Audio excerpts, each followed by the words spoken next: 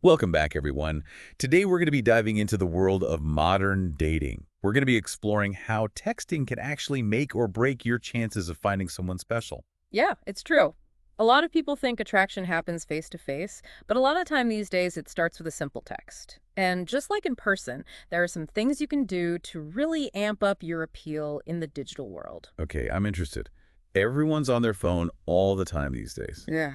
especially when it comes to dating. How are you supposed to stand out from everyone else? Yeah, that's the tricky part. Texting doesn't give you all those little things we rely on, like your smile, your body language, your tone of voice. It all comes down to figuring out how to show your personality, your humor, your confidence, all through a text message. So, like, if someone is out there trying to date, how do they start to figure this texting thing out? Well, I think the best place to start is how you first approach someone and get their number. Might seem pretty basic, but there's actually a lot of strategy to it. All right, let's hear it. So basically, there are two main ways you can go about it: direct and indirect. Direct is when you're pretty straightforward. Maybe you say something like, "Hey, I noticed you. I'd love to chat sometime." But indirect is a little more subtle. Maybe you ask them a fun question or want to know their opinion on something. So, it's about choosing the right way to start the conversation. Exactly. But no matter how you do it, timing is super important. Mm. Make sure they seem interested before you try to get their number. Yeah, that makes sense. Yeah. It shows you're confident and it doesn't put anyone in an awkward spot. But I'm curious, does it actually affect how things go when you start texting them later? For sure. If someone's already interested when you meet, they're way more likely to be into your text later on. It just makes the whole conversation smoother and more interesting from the beginning. That's a really good point. Is there anything else we could do when we first meet someone to help set us up for success later on? Oh, absolutely. It's called anchoring. What you do is you try to create a little moment or inside joke while you're talking that you can mention in your text later on. Ooh, I like that. It's like you're starting a connection that you can bring up again in your text. Exactly. It helps you stand out and reminds them of that fun conversation you had. All right, so now you've got their number. What are some things that actually work when you're texting? This is what I really wanted to know. What's the secret sauce? Okay, so one of the biggest things is having what we call the winner's mindset. Basically, it means not getting hung up on just one person. You should text multiple people, don't get too invested in any one conversation, and don't worry too much about the outcome. Detaching from the outcome. That's easier said than done when you're interested in someone. Why is that so important for texting? Well, texting can be a little unpredictable. People are busy and they might not answer you right away. The winner's mindset helps you not get all stressed out waiting for a reply and helps you stay balanced and confident. So play it cool. Don't get too attached to one conversation. Got it. What else should we think about when we're texting? Like, what's good texting etiquette? Okay, so here's a big one, and it might sound a little strange. Don't be too available. Really? I would have thought being quick to respond would be a good thing. Actually, it can make you seem a little too eager. When you're always available, it kind of seems like you don't have anything else going on. You want to show that you have a life outside of waiting for their reply. So you're saying a little bit of playing hard to get can be a good strategy. Yeah, as long as you don't go overboard, you want to give the impression that you've got a busy and interesting life, not that you're just sitting around waiting for their text. I see, I see. So how do you do that without making it too obvious? Simple. Don't respond right away every time. And if they ask what you're up to, keep it light, like busy right now, talk later, works great, creates a bit of mystery. That's smart. So you're saying, hey, I've got things going on. Now, what are some things we should never do when we're texting, especially in the beginning? Don't just send those super generic messages like, hey, or what's up.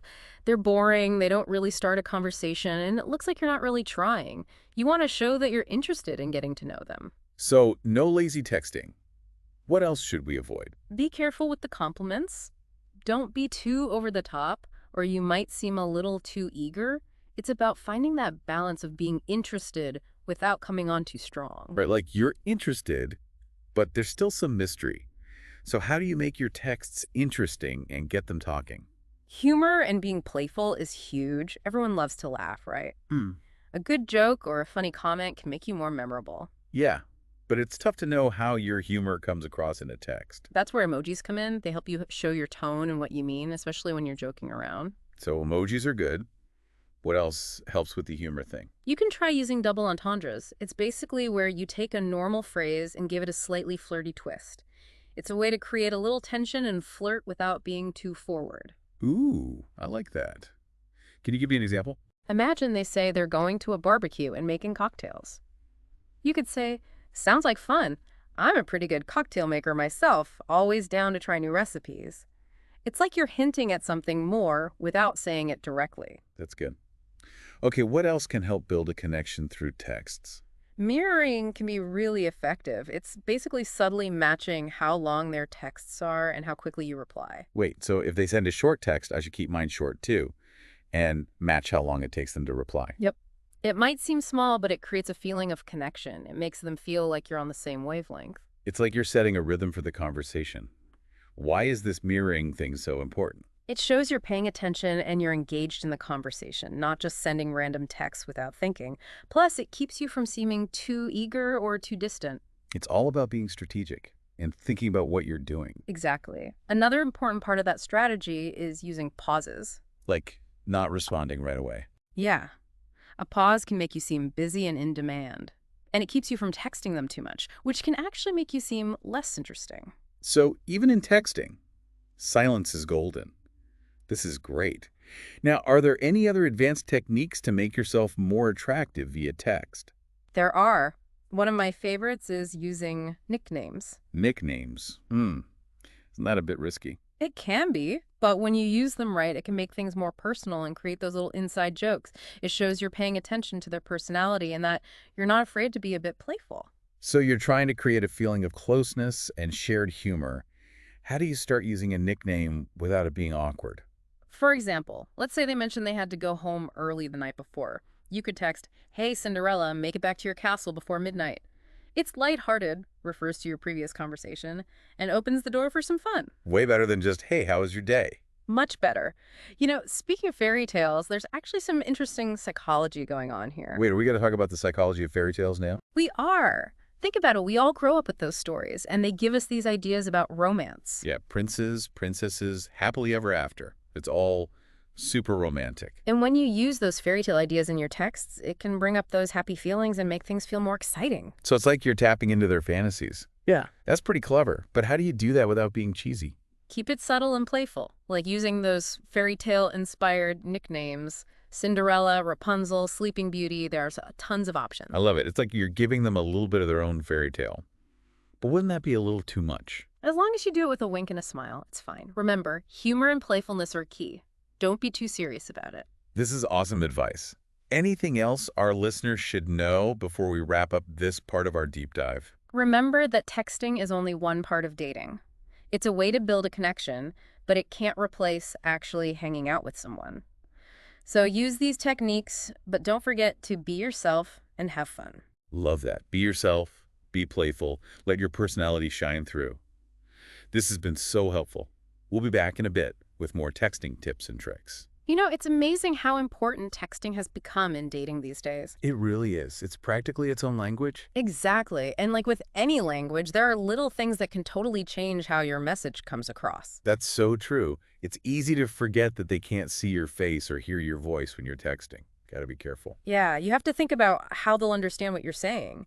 That's where emojis and pauses are so useful. They can add meaning that wouldn't be there otherwise. It's like building a texting toolkit with all these tricks to help you communicate better. I like that. The more you use those tools, the more natural it'll feel. Like we're texting ninjas, using our words to create a connection. Okay, but speaking of strategy, how do you know when to stop texting and actually ask them out? Timing is key, right? Well, you want to look for signs that they're enjoying the conversation. Are they asking you questions? Are they texting you first sometimes? Are they flirting back? So you're looking for signs that they're into it too. Exactly. And once you feel like you've built that connection, you can start thinking about taking things to the next level. Okay, so the groundwork's done, the vibe is good. What's the best way to ask them out without being awkward? An easy way is to suggest something you could do together. Like, hey, I was thinking about checking out that new art exhibit downtown. Want to go sometime? Or, I've been wanting to try that coffee place. Maybe we could grab a latte this week. Yeah, I like that. It's casual, but also specific, and it doesn't put any pressure on them. Exactly. And if they say yes, boom, you got a date. Awesome. But what if they say no? Or they don't really give you a straight answer? What then? Don't freak out. It doesn't automatically mean they're not interested. They could be busy, or maybe they just need a little more time to warm up to the idea. So don't overthink it. Right. Just stay positive and respectful. Maybe say something like, no problem, I totally get it. Let me know if you're free another time. Then just give them space. Play it cool, give it the benefit of the doubt. Any other tips for dealing with those awkward moments? For sure. It's really important to pay attention to how you're feeling. If you're feeling anxious or insecure, it will come across in your texts, even if you try to hide it. So check yourself before you wreck yourself, as they say. But how do you stay confident when you're putting yourself out there? Remember that winner's mindset we talked about. You're not owed anyone's time or attention. You're just putting yourself out there, and if they're into it, great. If not, there are plenty of other people out there. So know your worth, don't settle. But honestly, rejection still hurts sometimes. Any advice for dealing with that? Be kind to yourself. Rejection is a part of life. It just means you weren't a good match. Not that there's anything wrong with you. So it's about compatibility, not whether you're good enough. Exactly. The more you put yourself out there, the easier it gets. You learn to brush off the rejections and move on. It's like anything else, practice makes perfect. Totally. And the more comfortable you are with the whole process, the more fun it is. I love that. It's about enjoying the ride. But going back to creating a connection, you mentioned using fairy tale nicknames to make things more romantic. Can you tell me more about that? Yeah, it's about connecting with those stories that we all know and love. Fairy tales have this magical quality. They make anything feel possible. It's like being a kid again. Right. And when you bring those fairy tales into your texts, it creates this playful, fluidity vibe that makes you different. So it's not just about using a nickname, it's about using one that creates those romantic feelings. Exactly. The more creative and unique you are, the more they'll remember you. This fairy tale talk is making me want to reread some of my favorites. Any other fairy tale texting tips? Just remember to keep it light and fun. You don't want to seem too serious. Use those references as a way to joke around and keep the conversation going. Maybe even challenge them to come up with a fairy tale nickname for you. Oh, that's good. Turn the tables. Exactly. And, as always, the most important thing is to be yourself and have fun with it. Okay, I think our listeners are well on their way to becoming texting pros. Any final words of wisdom? Don't forget, texting is just one tool for dating. Use it wisely and be respectful. But most importantly, have fun and be yourself.